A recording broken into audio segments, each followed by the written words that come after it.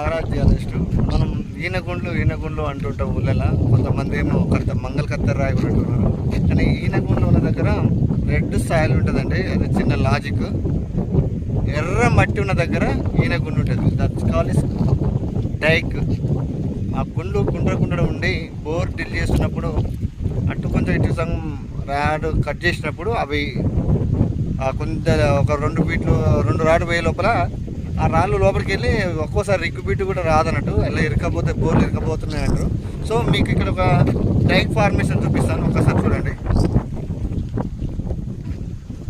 ఇగో ఇది గుండ్లు ఉన్నాయి కదా. సో ఈ ఏరియాలో ఈ గుండ్లతో తీసి ఒక దగ్గర వేసారు చూడండి ఎలా ఉంది. ఈ డైక్ ఫార్మేషన్కి నేమ్ ఉండదు, చిన్నగా ఉంటే ఈయన గుండు అంటాం కదా. రింగ్ డైక్, ఇది రింగ్ డైక్. శంకువాకారం డైక్ ఉంటుంది. దీంట్లోనే పెద్ద పేర్లు ఏమి చూడండి ఎంత పెద్దగా ఉంది. సో ఇంత పెద్ద గుండు భూమిలో ఉంది.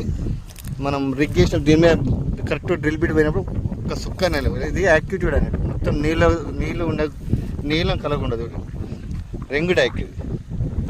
డైక్లలో రకాలు ఉంటాయి. దీని ఫార్మేషన్ బట్టి మనం లాకోలిత్, బాతోలిత్, పాకోలిత్ అని పేరు పెడతాం.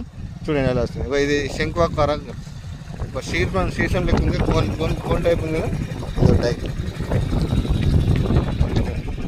సో ఇవన్నీ ఈ ఏరియాలో తీసేసారు. ఆ ఏరియా అక్కడ తీసి ఇక్కడ వర్ష క్రమంలో ఇరువైపులో పెట్టారు. అంతేనా? ఏమంటారు మీరు? ఎనరాలు ఎక్కడెక్కడ ఉన్నాయి అన్నీ? ఎక్కడి నుంచి తీసారు?